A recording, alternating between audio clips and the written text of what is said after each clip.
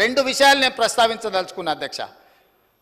2016 August 7 machine Bhagiratha ప్రారంభోత్సవం కోసం మెదక్ జిల్లా కోమటిబండకు ప్రధానమంత్రి గారు వచ్చారు. అక్కడ ఏం మాట్లాడిండు అధ్యక్ష మన రాష్ట్ర ముఖ్యమంత్రి గారు, ఆనాటి ముఖ్యమంత్రి? మీరు ఒక్కసారి రికార్డులు తిరిగేయండి. నేను తెలుగులో సింపుల్గా చెప్పదలుచుకున్నా అధ్యక్ష. సభా సమయం అత్యంత కీలకమైన అంశాల మీద చర్చించాల్సిన అవసరం ఉంది కాబట్టి ఇప్పుడు నేను బాధ్యత గల తెలంగాణ ముఖ్యమంత్రిని, మాకు కేంద్రం నుంచి 50,000 కోట్లు కావాలి, 1,00,000 కోట్లు కావాలని కోరబోము. మాకు మీ ప్రేమ మీ ఆశీర్వాదం ఉంటే చాలు, హమ్కు కుచ్ భీ నహీ చాహియే ఆప్కా ప్యార్ చాహియే అని ఆయన ప్రేమలో మునిగి తేలి తెలంగాణ నిండా ముంచి తెలంగాణకు 50,000 కోట్లు 1,00,000 కోట్లు వద్దే వద్దు అని స్పష్టంగా వేదిక మీద కోట్లాది ప్రజల ముందు మాట్లాడి నరేంద్ర మోడీ గారికి ప్రధానమంత్రికి మా తెలంగాణకు నిధులే వద్దు, నువ్వు నన్ను ప్రేమిస్తే చాలు, నీ ప్రేమలో మేము అమరులం అయిపోతాము, తెలంగాణ ప్రజల్ని ముంచేస్తామని మాట్లాడిన చంద్రశేఖరరావు గారి పార్టీ ఈరోజు చంద్రశేఖరరావు గారు సభలకు రాక తెలంగాణ ప్రజల యొక్క హక్కులను కాలరాసి తెలంగాణ ప్రజల ఆత్మగౌరవాన్ని మోడీ గారికి తాకట్టు పెట్టి ఈరోజు వాళ్ళు వచ్చి కాంగ్రెస్ పార్టీ అన్యాయం చేసిందని, కాంగ్రెస్ పార్టీ కొట్లాడతలేదని ఇవాళ ఉదయం 11 గంటల నుంచి పార్లమెంటు మెట్ల మీద తెలంగాణకు ఇవ్వని నిధుల మీద రాని అనుమతుల మీద రాహుల్ గాంధీ, సోనియా గాంధీ గారు, మల్లికార్జున్ ఖర్గే గారు మా ఎంపీలతో నాడు దీక్ష చేస్తుండు. నీ రాజ్యసభ ఎంపీలు ఎక్కడున్నారో ఒకసారి లెక్క పెట్టుకో.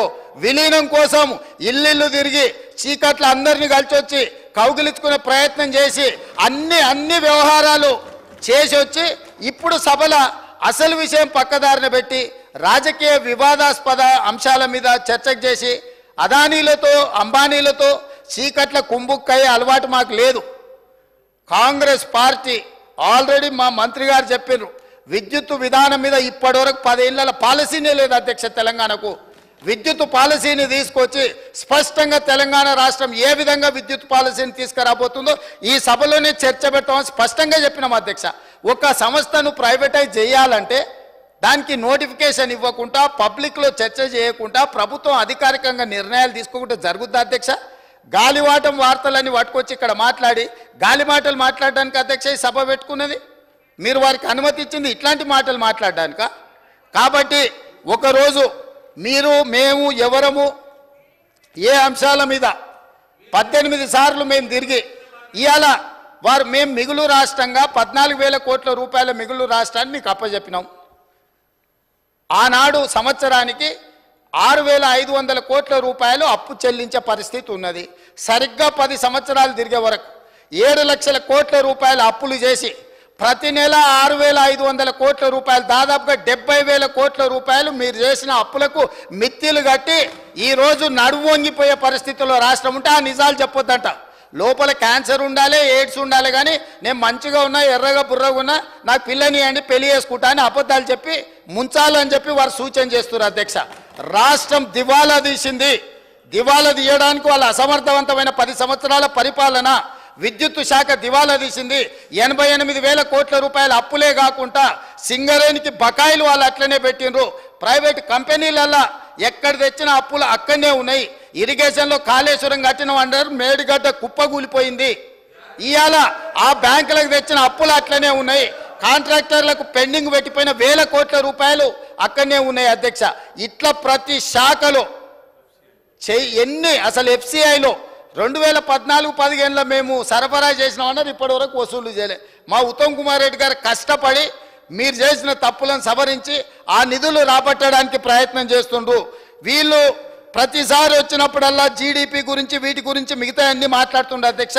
నేను తప్పకుండా ఈ బడ్జెట్ సమావేశాలల్లో ఉన్న వివరాలన్నీ తీసుకొచ్చి బయట పెడతా. కాబట్టి నేను వారికి చేసే సూచన ఒక్కటే, మీరు ఏం చేసిండ్రో చూసినాకనే ప్రజలు ఒక తీర్పు ఇచ్చిండ్రు. ఆ తీర్పు ద్వారైనా మీకు జ్ఞానోదయం కలుగుద్దని ప్రజలు భావించరు. ఇంకా అదే అహంకారము, అదే అహంభావము, అవే చులకన మాటలు, ఎదురుగుండా వాళ్ళని కించపరిచే విధంగా మాట్లాడడం, ఈ వ్యవహారం మానుకోండి. అసెంబ్లీ ఎన్నికలలో 39 సీట్లలో మీకు మెజారిటీ ఇచ్చిండ్రు. పార్లమెంట్కి వచ్చేవరకల్లా 3 సీట్లకు పడిపోయింది. ఇప్పటి వరకు ఊకదంపుడు ఉపన్యాసాలు మాట్లాడిన ఆయన శాసనసభలో కూడా ఆయన శాసనసభలో కూడా ఆయనకు మెజారిటీ రాలే అధ్యక్ష. ఆ ఓట్లు ఎక్కడ బదిలీ అయినాయని నేను అడుగుతున్నా. అసెంబ్లీలో డిసెంబర్లో 39 సీట్ల మెజారిటీ వస్తే పార్లమెంటుకు వచ్చే వరకల్లా 39 శాసనసభలలో 3 మిగిలినాయి అధ్యక్ష. 3 దుబ్బాక ఉంది, ఆ పక్కలో కూర్చున్న మిత్రుడు ఏదో కష్టపడి ఓట్లే ఇచ్చినట్టున్నాడు. ఇవాళ సిరిసిల్లలో కూడా మెజారిటీ కోల్పోయింది. మాట్లాడే ముందు ఆ లెక్కలు చూసుకోవాలి. ఇవాళ మేము 8, మాకు 2014లో 2 సీట్లు వచ్చినాయి, 2013లో 3 సీట్లు వచ్చినాయి, 2019లో మాకు 8 సీట్లు వచ్చినాయి అధ్యక్ష. అంటే ప్రజలలో ఉండి మేము పనిచేయడంతో వరుసగా మేము నెంబర్ పెంచుకుంటూ వచ్చినాం అధ్యక్ష. మీకు మొదటిసారి 12 వచ్చినాయి, రెండోసారి 9 వచ్చినాయి, మూడోసారి గుండు 0 వచ్చింది. గుండు 0 వచ్చినాక కూడా బుద్ధి మారకపోతే ఎట్లా అధ్యక్ష? ఇప్పటికైనా విధానాన్ని మార్చుకోండి. తెలంగాణ ప్రజలకు క్షమాపణ చెప్పండి. మీరు చేసిన దోపిడీ, మీరు చేసిన తప్పుడు విధానాల వల్ల ప్రజలు మిమ్మల్ని శిక్షించిండ్రు. దాని నుంచైనా మీరు గుణపాఠం నేర్చుకొని పద్ధతి మార్చుకొని తెలంగాణ ప్రజల యొక్క హక్కుల కోసం ముందుకు రావాల్సిందిగా వారికి సూచన చేస్తున్న అధ్యక్ష. ఫ్యాక్షనిజాన్ని అరికట్టడానికి సమర్థవంతమైన అధికారులు ఉపయోగించాం. ఏ గ్రామాల్లో ఫ్యాక్షన్స్ ఉన్నాయో ఆ గ్రామాలపైన శ్రద్ధ పెట్టాం. ఒకప్పుడు దేశ కొన్ని గ్రామాలకే పరిమితమైన ఫ్యాక్షనిజం తర్వాత రాజకీయాలు కూడా ఉపయోగించుకుని ఎక్కడికక్కడ నియోజకవర్గాల్లో కూడా ఫ్యాక్షన్ నియోజకవర్గాలుగా తయారు చేసే పరిస్థితికి వచ్చారు. అందుకనే మీరు చూస్తే రాయలసీమలో ఫ్యాక్షనిజం లేకుండా చేయాలని ఒక దృఢ సంకల్పంతో ముందుకు పోయాం.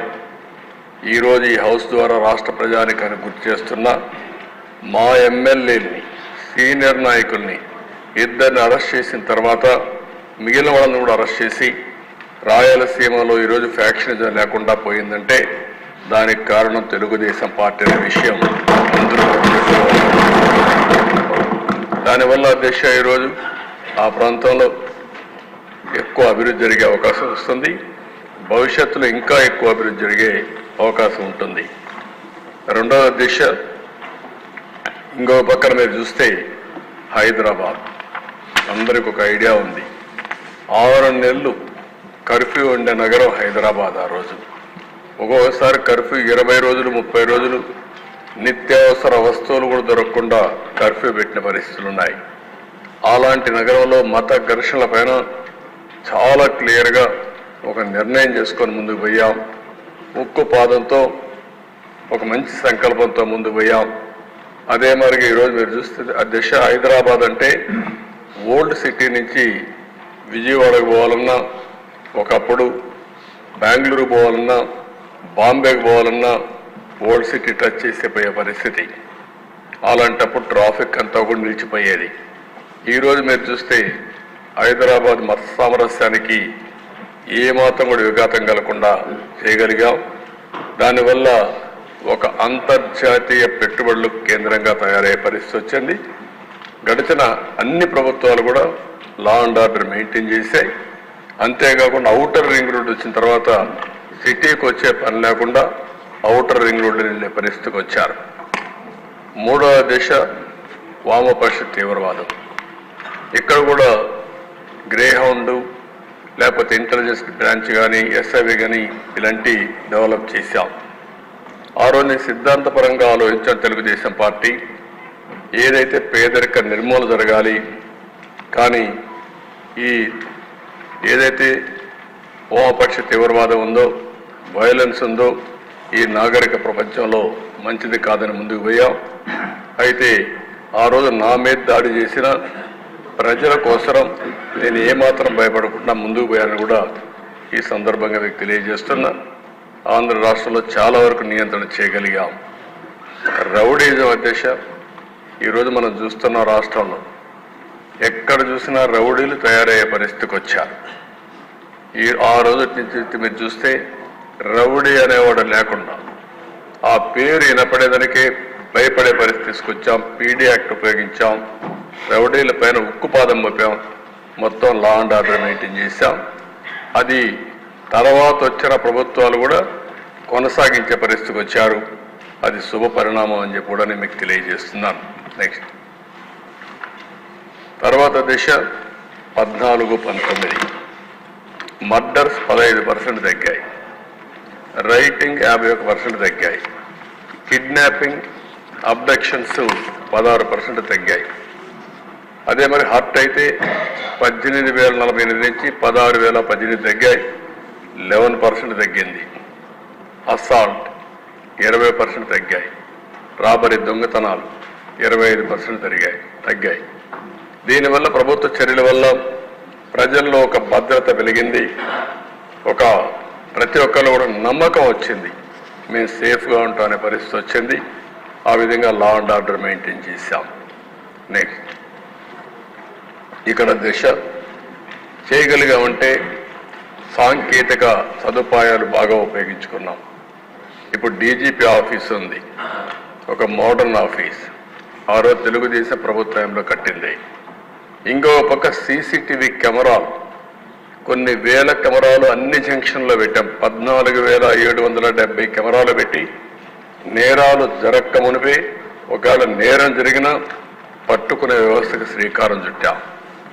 బాడీ ఓర్న్ కెమెరాస్, పోలీసుల బాధ్యతగా ఉండాలని బాడీ ఓర్న్ కెమెరా పెట్టి బయట పోయినప్పుడు అవతల వాళ్ళతో మాట్లాడినప్పుడు వీళ్ళు మాట్లాడే విషయాలు వాళ్ళు మాట్లాడే విషయాలు రికార్డ్ అయ్యి అవి నేరుగా కంట్రోల్ రూమ్కి వచ్చేటివి.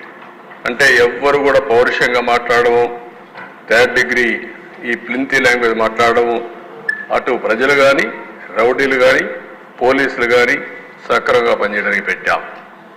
ఇంకో పక్క లాక్డ్ హౌస్ మానిటరింగ్ సిస్టమ్, ఎవరన్నా ఇంట్లో నుంచి బయట పోతే ఆ సిస్టమ్ పంపించి పెట్టి ఎవరన్నా ఇంటికి దొంగలు వస్తే పోలీసులకు ఇమ్మీడియట్గా ఇన్ఫర్మేషన్ పోయే పరిస్థితికి వచ్చింది.